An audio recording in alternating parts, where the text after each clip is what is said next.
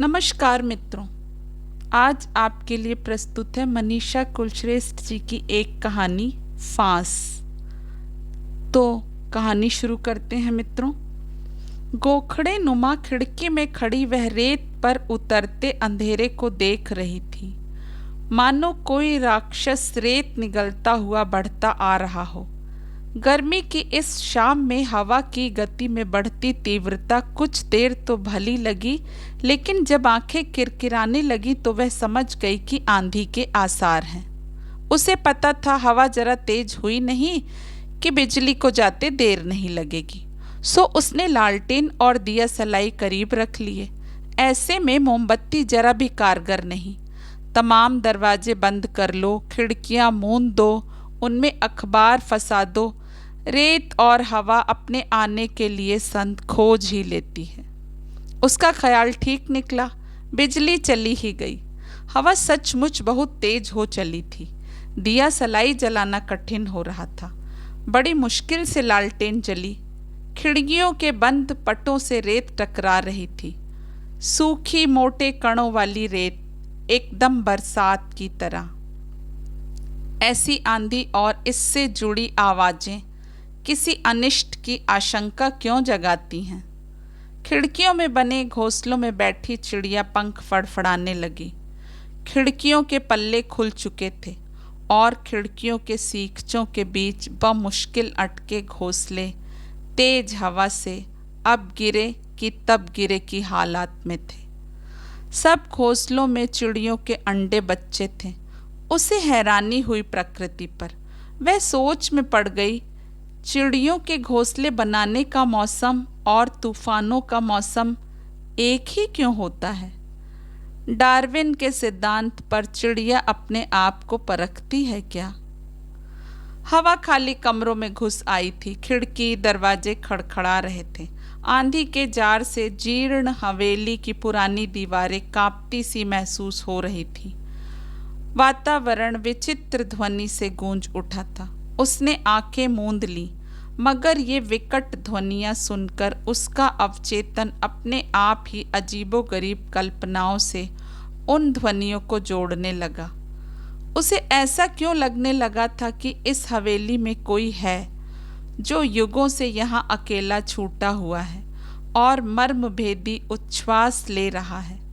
अचानक टूटा उखड़ा फर्श कांप सा जाता तो उसे लगता है कि वही रेत लीलता हुआ अंधेरे का विशाल राक्षस भारी कदमों से दूसरी मंजिल के खाली कमरों में चल रहा है। कभी लगता कि कोई बराबर नीचे के बड़े फाटक की मोटी लोहे की सांकल खटखटाए जा रहा था और अब धैर्य छोड़ वह पूरी हवेली के चक्कर लगा रहा है। इन विचित्र आवाजों के शोर से वह घबरा कर उठ बैठी। अचानक उसे लगा कि उसके ऊपर से युग फरफराते हुए गुजरे चले जा रहे हैं और वह उस पुरानी हवेली में ऊपर से शांत और भीतर से डरी हुई बैठी है। ना जाने कितने युगों के बीत जाने की प्रतीक्षा में है। कुछ तो था जो उसके अवचेतन के घुमड़न के लिए काफी था। ऐसी तूफानी रातों के बाद की हर सुबह वह कालिमा की कोख से बाहर आती थी, अग्निशिखा सी तपती तमतमाती, मगर खुद के वजूद से बेखबर, फटी फटी आंखों से शून्य में घूमते हुए उस आत्मविस्मृत बूढ़े को देखती तो चुपचाप बुझ जाती। उस दिन सुबह भी अपनी चाय बनाते हुए उसे अपने इस जनक का ख्याल आ गया। रात उन्होंने कुछ नहीं खाया था, भूखे होंगे। चाय के साथ डबल रोटी दे देगी। रात की आंधी से पूरा घर अस्त व्यस्त पड़ा था। जहाँ देखो वहाँ रेत। पहले इत्मीनान से चाय पी ले, फिर सफाई करेगी। तब तक खेत से भूरिया भी आ जाएगा, सहायता हो जाएगी। वह चाय लेकर उनके कमरे में गई थी। वे वहाँ नहीं थे। कहाँ चले गए? ऐसी हालत में देखा तो वे आंगन में पड़ी खाट पर औंधे पड़े थे। रात की भीषण आंधी में ये यहाँ कैसे चले आए? रेत जम कर बरसी थी उनके ऊपर, कपड़ों में, खुले मुंह में, पलकों पर। रेत ने उनका ताबूत ही बना डाला था। पहले उसने सोचा बेहोशी का दौरा पड़ा होगा, पर वहाँ तो सांस ही नदारद थी। उसने चीख कर पड़ोस से जयदीप को पुकारना चाहा, मगर आवाज़ गले में फंस कर रह गई। कुछ ही दिन पहले वह जीता जागता आत्मीय संबंध भी तो मर चुका था। वह किसे आवाज़ दे रही है? मन का काष्ठ में बदलना उसे साफ साफ महसूस हो रहा था। उसने गहरी सांस लेकर आने वाली आफतों के लिए खुद को तैयार किया। ठीक ही तो हुआ है, यह देह अपनी गलाजतों से मुक्त हो गई। बहनों के घर फ़ोन करने, अर्थी के लिए बांस की खपच्चियाँ चीरने से लेकर बांधने तक, पड़ोस से प्रताप काका साहब और गुलाब मामा को बुलाकर यह कहने तक, काका बस जल्दी ही क्रियाक्रम कर दो, आए कोई भले या ना आए, अब क्या बचा है इस देह में। वह जरा भी नहीं रोई थी। अब इस फांस ने उसे रुला दिया है। यूं चिनी जाती हैं गालियों में लड़कियां, कोई रिश्ता उनके अख्तियार में नहीं रहता। कनिष्का उंगली में फांस गहरे धस कर अब भूरी भी पड़ गई है। उस फांस को सहलाने से भी अब दर्द होता है, इसलिए अब इतनी देर बाद पीड़ा के अतिरेक से आंसू छलछला उठे हैं। गहरे धसी फांस के सूख जाने की वजह से या इस सजी हुई अर्थी के सामने बैठकर एक जीवित, स्पंदित, चीखते चिल्लाते प्रलाप करते बेचैन प्राणी की निर्जीव देह से सहम कर, या एक समूचे रिश्ते की व्याख्या करने पर। यह देह जब जीती थी तो उसने उसकी जिंदगी के तमाम दरवाजों पर सांकलें लगा दी थी। यह देह अब जब निर्जीव है तो भी अपने संग उन सांकलों पर लगे तालों की कुंजियां साथ ले गई है। आज तो उसे रास्ते के नाम पर सुरंगों का पता देता एक सुराख और उससे झरती पीली रोशनी भी नजर नहीं आ रही। वह अर्थी के पास चुपचाप बैठी है। सामने रखी निर्जीव देह के प्रति उसके मन में कोई भाव नहीं उठ रहा है, ना वितृष्णा, ना शोक, ना मोह। सच कुछ भी तो नहीं है। वह चुपचाप उंगली में धसी सूखी हुई फांस को निकालने की कोशिश में एक यंत्र की तरह जुटी है। मस्तिष्क सुन्न होने के बावजूद नेपथ्य में पूर्ण सजग है। खोई हुई आवाजें गूंज रही हैं। उमा की माँ, इस छोरी से कह दो कि अब आंगन में नहाई तो टांगे तोड़ दूंगा। वह आंगन में रखे बड़े से कठौत में घुसकर उछलती कूदती पानी छलकाती हुई सहम गई है। अपने दो छोटे अल्प विकसित स्तनों को अनायास तौलिया से ढक लिया है, बड़ी जीजियों की तरह। ग्लानि में डूब कर रह गया है नन्हा सा मन। सीने पर उगे वो दो फूल उसे पिछवाड़े में उगी नागफनी पर साल में एक बार उगने वाले फूल जैसे लगने लगे थे। वह अपना शरीर देखती है। 11 साल की उम्र के बाद बाऊजी की टोक से मानो ठिठक कर वहीं विकसित होना रुक गए स्तन। होठों के ऊपर स्याह बालों की रेख, लड़कों की सी मजबूत काठी। पता है अंतु, तू जब हुई तो भाई साहब तमतमा कर घर से बाहर चले गए थे और हमारी माँ यानी तेरी दादी खूब पछाड़े मार करके रोई थी। चौथी बार भी लड़की, दाई को तो धकिया ही दिया था बिना कुछ लिए दिए। वैद्य जी ने तो लड़का होने की 500 रुपए की दवा दी थी, पर हो गई तू। तेरा नाम तेरी माँ ने अंतिमा रखा और तौबा कर ली। एक और आवाज, वह भी तो उसके जहन में सिर झुकाए चुपचाप गुजर रही थी, जिसे वह चाह कर भी कायराना का विशेषण नहीं दे सकी। उस पर समाज की दुहाई और विवशता की गर्द चिपकी थी। दुनिया जहान में रिश्ते के नाम पर चाहे छोटे छोटे अनदेखे कांटे लोग दिन रात निगलते हों, पर अंतिमा मेरी माँ कहती है, आंखों देखा मोटा कांटा नहीं निगला जा सकेगा। जीवन भर माँ तुम्हें हिकारत से देखें, यह मैं नहीं चाहता, तुम भी नहीं चाहोगी। मैं हमेशा तुम्हारी परवाह करूँगा, जब भी पुकारोगी उपस्थित होऊंगा।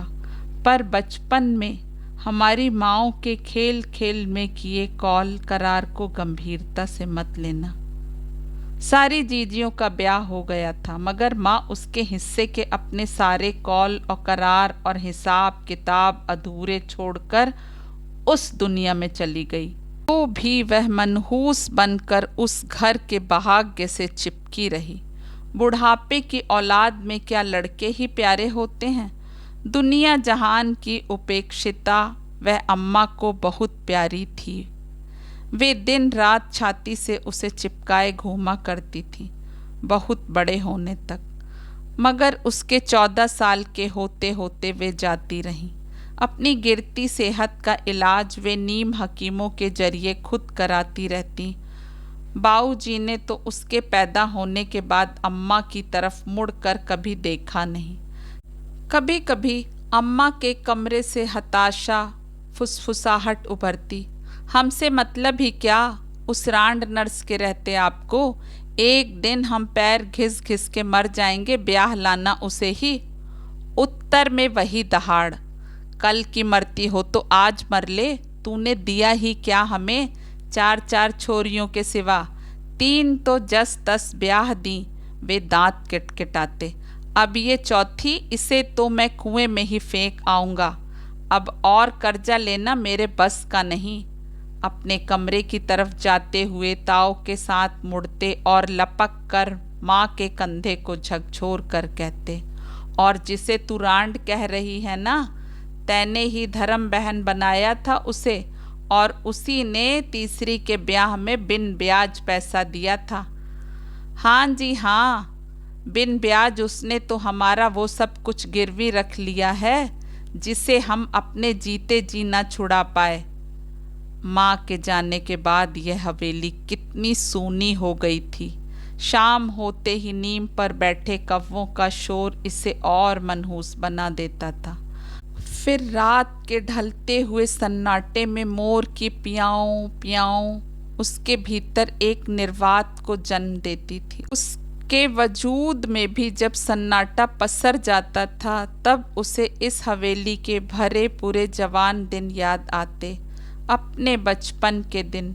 अम्मा, तीनों बड़ी बहनें और उनका लाड़, उनकी शानदार शादियाँ, हर तीज त्योहार उनका मायके आना। घर में उत्सव का माहौल आए दिन बना रहता था। पिता का व्यापार और सट्टा दोनों उरूज पर थे। याद आता फागुन में पकते गेहूं और जलते पलासों का मौसम।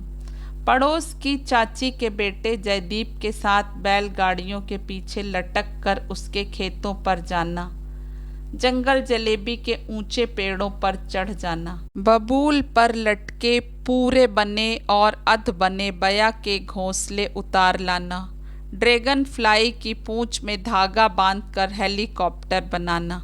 बचपन ही से उन दोनों को पता था, उनकी माँओं के सख्य भाव में किए गए करार के अनुसार बड़े होकर उन दोनों की शादी होना तय है। मगर उससे उनकी गाढ़ी दोस्ती पर कोई फर्क नहीं पड़ता था। वह निक्कर पहनकर जयदीप के साथ जमकर गिल्ली डंडा खेलती। लड़कियों के खेल उसे कभी रास नहीं आए। बेटे के अभाव की अपनी मनोग्रंथि के तहत बचपन से अम्मा ने उसे हाफ पैंट शर्ट ही पहनाई थी। छोटी छोटी आँखें, भक गोरा रंग, छोटी गोल नाक, ऊपर वाले होंठ के ऊपर हमेशा पसीने की बूंदें और गहरे भूरे रोएं, छोटे कटे घुंघराले बाल। अक्सर अनजान लोग उसे लड़का समझ लेते। जयदीप के नए दोस्त उसकी पीठ पर धौल जमा देते लड़का समझकर।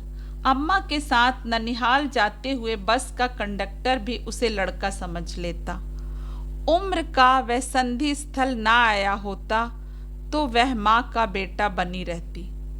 5 दिन घर में बंद रहने के बाद वह छठे दिन चेहरे पर ढेर सारी अव्यक्त ग्लानि लिए छत पर गई थी। तब जयदीप हंसकर बोला था, तो जीजी की तरह तेरे भीतर भी अब कांच की गुड़िया रहने लगी है। माँ कहती है लड़ाई में बहन को पेट में मुक्का नहीं मारना, लड़कियां अंदर से नाजुक होती हैं कांच की गुड़िया सी। क्यों?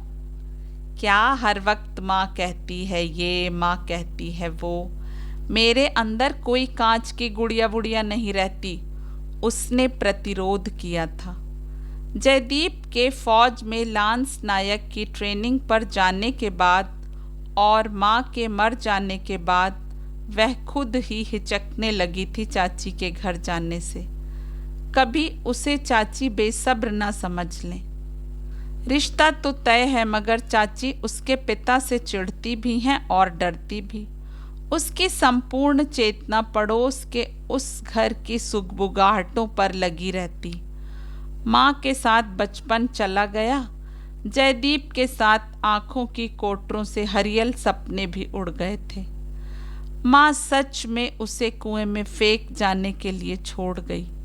कुआं ही नहीं, अंधा कुआं। जिस कमरे में से माँ के सधे गले से सुंदर कांड की आवाज़ों की धूप उगा करती थी, उस कमरे में से उभरते आवेगमय आतुर पुकारों और उत्तरों के रहस्यमय धुंधलके ने उसे जीवन के समस्त गुप्त रहस्य समझा दिए थे। वह अपनी किताबों में अपना चित्त एकाग्र करती ही थी कि एक अलसाई आवाज़ गूंजती, अब जाऊं। बाऊ जी की उसके प्रति वितृष्णा जीवन भर रही। बचपन में मनहूस कहीं की या छोरी के अलावा कब उसे प्यार से अंतिमा कहकर बुलाया? हाँ, बुलाया था। एक बार नशे की हालत में अपनी असीमित, अनैतिक और किसी मनोरोग की हद तक जा पहुंची कामना के ज्वार में अंतिमा, और फिर वितृष्णा का बचा खुचा हिस्सा उसके पाले में आ गिरा था। अब उसे करनी थी वितृष्णा अपने उस जनक से जीवन भर। किसी तरह उसने 11वीं पास कर ली थी। उसके बाद उन्होंने उसकी फीस देना बिल्कुल बंद कर दिया था। उसने मोहल्ले के 2-4 बच्चों को ट्यूशन पढ़ाना शुरू कर दिया। वह भगवान का शुक्र मनाती थी कि कम से कम उसके पास कहने को एक घर तो है, अपना कमरा है, आंगन है, आंगन के 2 विशाल नीम के पेड़ हैं, लंबी लंबी छतें हैं जिन्हें फांद कर वह पड़ोस में जयदीप के घर में कूद जाया करती थी। चाची का हाथ बटाकर जयदीप से बातें कर बाऊ जी के लौटने से पहले आ जाया करती थी। मगर इसी घर ने अपनी दीवारों में भीतर ही भीतर नागफनी कांटे उगा लिए थे। उस घर का स्वामी, उसका जनक, झुंड से तज दिए गए बूढ़े शेर की मानिंद हवेली नुमा गुफा में दिन रात चक्कर काटा करता। अब नर्स भी कभी आती तो 2 मुश्तंडों के साथ पैसे का तकाजा करने के लिए ही आती। उसे चुकाने के लिए उन्हें हवेली के पीछे के अहाते का बड़ा टुकड़ा बेच डालना पड़ा।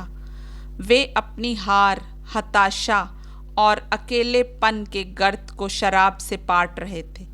समाज में उन्हें पहले का सा सम्मान मिलना खत्म हो चुका था। रिश्तेदार दुरदुराने लगे थे। उस रात उनके नशे में घर लौटने की आहट से हवेली कपकपा गई थी। उसके कान सजग हो गए थे। रसोई में उनकी थाली उसने ढक कर रख दी थी। अमूमन जब वे देर रात तक पी कर लौटते तो जैसे तैसे खाना खाकर वे सीधे अपने कमरे में जाकर सो जाया करते थे। सुबह देर से आढ़त पर जाते।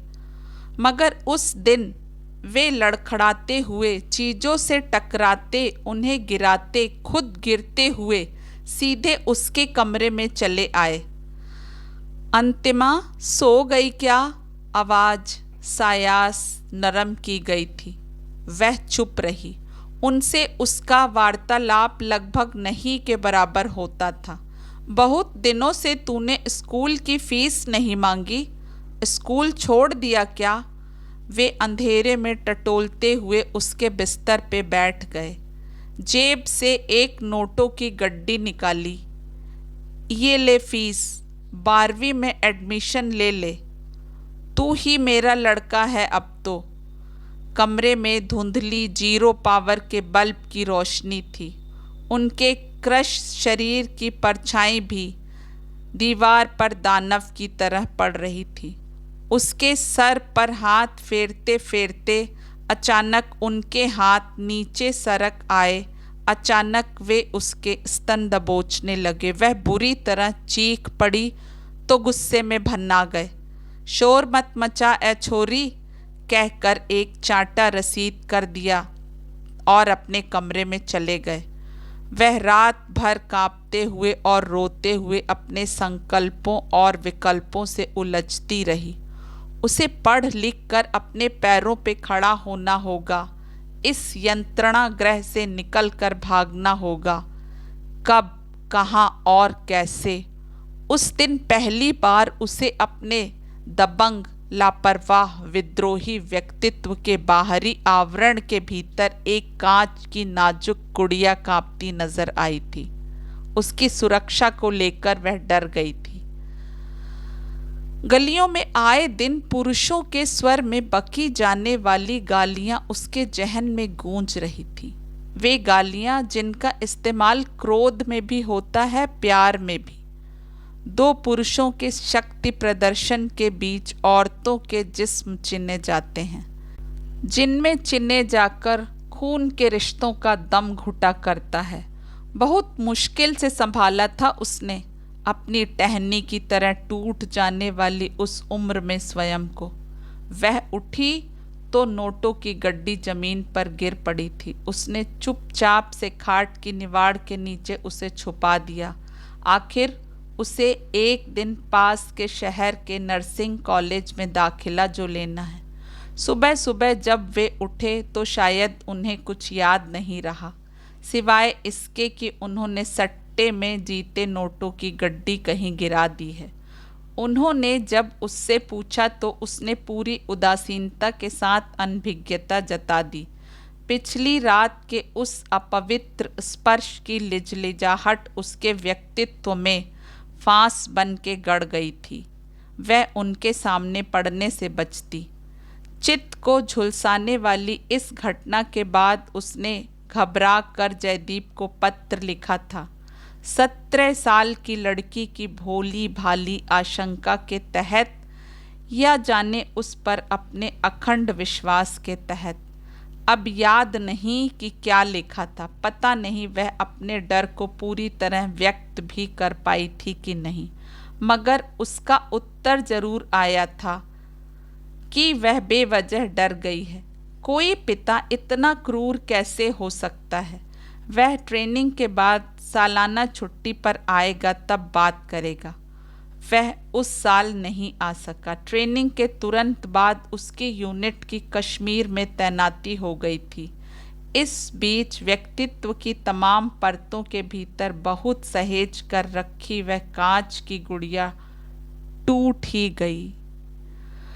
उस दिन सियारों की हूँ हूँ से उसकी नींद खुली थी। अंधेरे में उसने देखा उसके सिरहाने कोई खड़ा है, लड़खड़ाते हुए, बनियाइन पहने, मगर नीचे से पूरा नग्न। उसका सारा वजूद जैसे मानो बर्फ के नीचे दब गया था।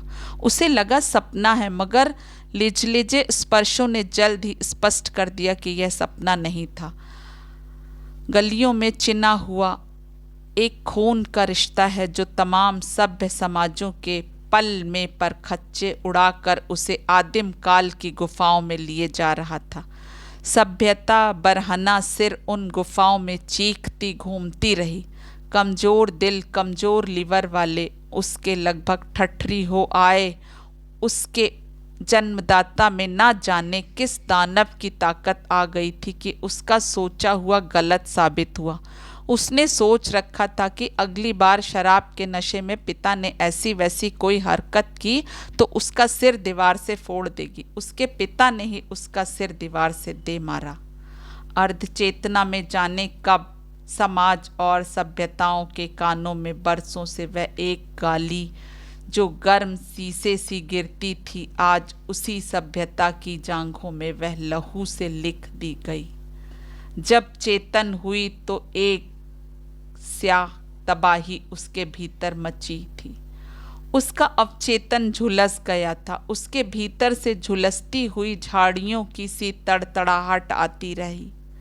भारी वेदना चीख के कुएं के मुंह पर चट्टान की तरह पड़ी थी। चीख अंदर ही अंदर घुटती रही।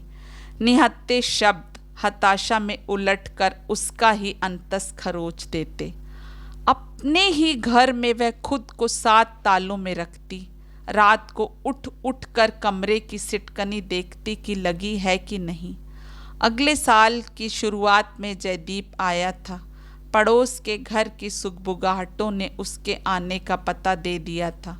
इस बार उसने दौड़ दौड़ कर लंबी छतें नहीं लांघी। वह घुटनों में सिर छिपाकर चेतनात्मक स्तर पर ना चाह कर भी अवचेतन के तल पर उतरकर बाहें फैलाकर उसकी प्रतीक्षा में थी। वह आया। छत से छत के रास्ते नहीं, हवेली के बड़े द्वार से, नीम के पीले पत्तों से अटे आंगन में, पत्तों पर चर्र मर्र करते हुए बड़े बड़े डग भरता हुआ।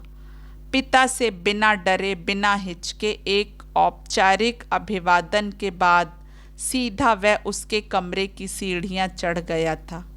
जब गया था तो किशोर सा लगता था, अब पुरुष बनकर लौटा है। चाल में फौज के सिपाही होने की पूरी ठसक आ गई है। उसके अंदर नमी की बाकी बची परत एक सिहर सी गई। वह चाह कर भी खुश नहीं हो सकी, ना हरहरा कर फूट कर बिलक सकी। वेदना के पत्थर के नीचे उसकी चीख दम तोड़ चुकी थी। उसने बहुत कुरेदा उसमें आए एक पथरीले बदलाव की वजह को, तो उसके पास गली में बिंधे उस रिश्ते के बयान के लिए शब्द थे ही नहीं। आंसू थे, पीड़ा थी, जख्म थे, उधड़ा हुआ अवचेतन था। इसके अलावा उसके पास कुछ भी नहीं था जिससे वह समझा पाती। मगर अंतिमा के पिछले वर्ष लिखे गए पत्र के मजमून के प्रकाश में वह बहुत कुछ समझ चुका था। खाली वह ही नहीं, चाची को भी उनके खेत में काम करने वाले भूरे ने हल्का सा संकेत दिया था। बाईसा अंतु जीजी रे लारे मालिक रो व्यवहार ठीक कोनी, दारू रा नशा में वे कहीं भी कर सकें। वड़ाने होश कोनी रहो है कि या बेटी है कि बैण। जयदीप के सामने ही जब चाची भूरे के मुंह से यह बात सुन रही थी, तब वह अपने नाती को कांटे निकाल निकाल कर मछली खाना भी सिखा रही थी।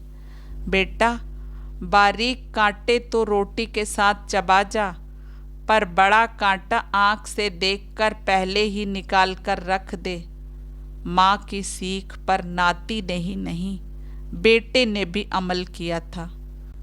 उसने अपने जीवन के 3 लंबे शून्य वर्षों के खालीपन को स्वीकार कर लिया था। यंत्रणा का हो कि सुख का सैलाब, जब गुजर जाता है तो पूरा का पूरा याद नहीं रहता, लेकिन टुकड़ा टुकड़ा वह जहन में जरूर बनता बिगड़ता रहता है, क्लाइडोस्कोप की तरह या फिर कोलाज की तरह। कई बार ये टुकड़े उड़ते चिथड़ों की तरह सपनों के चेहरों पर जा चिपकते हैं। कितनी ही बार वे घृणित दृश्य सपनों में टुकड़ों में बंटकर सपनों को गंदला जाते हैं, एक दूसरे में गड्ढ-मड्ढ होते।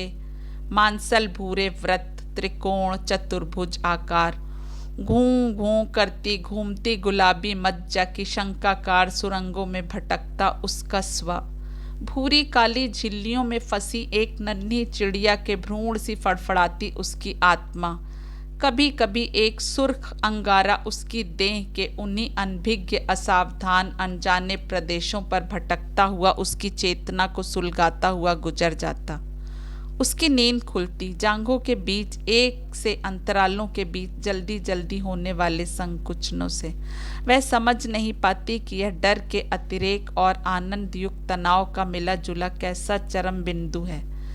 यह क्या है? ऐसे पलों में उसे अपनी देह विलक्षण स्वरों में विलाप करती महसूस होती और अंततः वह अवसाद के बीचों बीच ग्लानि के द्वीप पर स्वयं को पाती। उसकी गलती?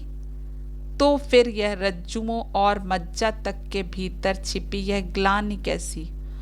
उस दिन भी तूफान के ऐसे ही आसार नजर आ रहे थे उसे, जब नीचे से एक कर्कश आवाज गूंजी थी, तूफान आने वाला है, नीचे उतर, आंगन में कुछ पड़ा हो तो उठा ले। वह नीचे उतरी थी। बाहर लाल मिर्च जो सूखने को डाली थी उठाकर उसने रसोई में रखी ही थी कि उसे पीछे से दबोच लिया गया। दांतों के बीच जीभ सा वह खुद को बहुत बचा कर रखती थी, मगर जरा सी असावधानी में जीभ कभी कट जाती तो कभी बच जाती। पिछले घावों के खुरंठी अभी हरे ही थे। वह अपमान और पीड़ा दोनों की भयावह और घिनौनी कल्पना से सिहर गई। मन में छिपे क्रोध की एक चिंगारी सुलग कर उसके पूरे वजूद को दावा नल की तरह सुलगाने लगी। उसने अपनी कोहनी से पूरे दम खम के उसकी पसलियों पर वार किया। वह चीख कर वहीं बैठ गया। तब का जो बिस्तर से लगा तो फिर उठा ही नहीं। शौच आदि के लिए वह भूर्या पर निर्भर रहता। आते खाना बमुश्किल पचा पाती। अंतिमा को उसकी इस हालत पर कभी कभी पश्चाताप भी होने लगा था। ज़्यादा ही जोर से मार बैठी थी वह, लेकिन वह कभी हैरान भी रह जाती। टूटी पसलियों के साथ बिस्तर से जा लगी उसके जनक की जर्जर देह के भीतर अब भी क्या कोई कामातुर राक्षस रहता था? जब भी वह अपने कमरे से कॉलेज को जाने के लिए नीचे उतरती, आंगन में खाट पर बैठे हुए उस व्यक्ति के मुंह से लगातार मवाद की तरह गंदी गालियां टपकती। फटी फटी रहने लगी थी वो दो जलती आंखें। उनमें उन्माद और ग्लानि दोनों झगड़ालू पड़ोसियों की तरह रहते।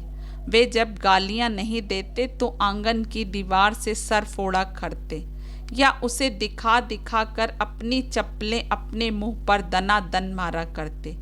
वह मुंह फेर कर घर से बाहर निकल जाती। कॉलेज जाने के लिए बस में बैठते ही इन गलियों से उपजी जुगुप्सा से एक उल्टी में सारा खाया पिया उलट जाता। वह उठते बैठते मनाती कि अब तो यह जीता जागता प्रेत अपनी समस्त मानसिक व शारीरिक यंत्रणाओं से मुक्त हो जाए। उसने उंगली की फांस को सहलाया। उसे लगा आंधी तूफान और रेत की झरझर बरसात के बीच कल रात के किसी पहर में चीखता चिल्लाता फटी आंखों से शून्य में देखता, कभी खुद को कभी उसे कोसता, अपनी चप्पलों से कभी अपने को पीटता, कभी उस दालान पर फेंक कर मारता। एक जीवित प्रेत तो इस हवेली की दीवारों से मुक्त हो गया है, मगर एक दंश छोड़ गया है। अर्थी अब भी दालान में स्वप्नों के इंतजार में सजी पड़ी है। लोग धीरे धीरे जुट रहे हैं। उमा जीजी पास के गांव में ब्याही हैं, सो वो जल्दी ही चली आई हैं। अंदर बुआ साको संभाल रही हैं। चार चार छोरियों की जिम्मेवारी में खट के उम्र से पहले चला गया मेरा भाई। एक लड़के की आस इसके जी में रह गई। हाय, अब इसका श्राद्ध कौन करेगा? निर्बंसिया रह गया मेरा भाई। इसकी बनाई जायदाद को गिद्ध लूटेंगे। चुप रहो बुआ सा, यहाँ ये सब मत करो। अंतिमा खींच कर चीख पड़ी। जीजा बाहर बैठक में आने वालों को देख रहे हैं। बाऊजी के भाई और भतीजों का इंतजार है। शाम तक बाऊजी के भाई भतीजे नहीं आए तो उसने जीजा से अर्थी उठा देने को कहा। हाँ जल्दी है जीजा सा, मुझे जल्दी है। अंतिमा क्रियाक्रम करने वाले तो वे ही हैं, इनके भतीजे। इनका क्रियाक्रम तो मैं करूँगी जीजा सा। क्या बकवास करती है अंतु, गांव वाले क्या कहेंगे। तुम चुप रहो जीजी, मुझे परवाह नहीं किसी की। प्रताप चाचा और गुलाब मामा, उठाओ आप लोग अर्थी। आवाज़ में अजीब सी तलखी किसी और ने महसूस की हो कि नहीं, मगर स्वयं उस तलखी को महसूस कर रही है। आंगन से जब धूप सिमटने लगी तो हवेली से अर्थी निकली। गली धूल के गुबार से धूसर पड़ी हुई थी। ढोर डांगर घर लौट रहे थे। मोहल्ले के पुरुष अपने अपने अंगोछे कांधों पर डालकर शव यात्रा में शामिल हो गए। कुछ पड़ोसी होने के नाते, कुछ कुतूहलवश। औरतें अपने घरों की खिड़कियों से घूंघटों में से ताक रही थीं उस कभी न देखे गए दृश्य को। राम नाम सत्य है कि हल्की हल्की गूंज उदास गूंज के साथ हल्का सलेटी सलवार कुर्ता पहने, दुपट्टे को कमर पर बांधे अंतिमा अर्थी के आगे पानी भरी मटकी लेकर चल रही थी, जिसके तल में से बूंद बूंद जल टपक रहा था। रास्ते भर सारा गांव उसे हैरत से देखता रहा था। उसका चेहरा हमेशा की तरह पथरीला सा था, ना सुख ना दुख ना शोक ना उल्लास। शव यात्रा के शमशान पहुँचते हुए अंधेरा घिर गया था। एक बड़ा सा बरगद, पास बहती वैरागिनी सी नदी, इधर उधर बिखरी राख, अर्थी से शव का जल्दबाजी में खोला जाना और पंडित के वे महायात्रा संबंधित श्लोक उसके मन में देह की अर्थहीनता को लेकर अजीब सी विरक्ति जगा रहे थे। शुरू में पंडित एक लड़की से अंतिम संस्कार कराते हुए हिचकिचा रहा था, मगर वह सारे संस्कार तटस्थता से निर्देशानुसार पूरे करती रही तो पंडित भी सहज हो गया। मुखाग्नि देने के 5 मिनट के भीतर शमशान के सन्नाटे में चिता तड़तड़ा कर जल उठी। कपाल क्रिया के ठीक पहले जीजा आगे बढ़े, यह सोचकर कि कहीं लड़की है डर ना जाए, मगर हाथ में लकड़ी थामे अंतिमा सोच रही थी, इस संस्कार का महत्व क्या होता होगा। क्या इससे मनुष्य के दिमाग में रहता काम क्रोध मोह का प्रेत मुक्त हो जाता होगा। विचारों के घनीभूत भवंडर की संभावना से घबराकर उसने कपाल पर एक भरपूर प्रहार किया। कपाल अस्थियों के टुकड़े बिखर गए थे। सुबह से उंगली में धसी फांस को उसने सहलाया, अब वह वहाँ नहीं थी। तो मित्रों, मनीषा जी की यह कहानी फांस आपको कैसी लगी, प्लीज़ कमेंट बॉक्स में ज़रूर बताएं। अपना कीमती समय देने के लिए आपका बहुत बहुत धन्यवाद।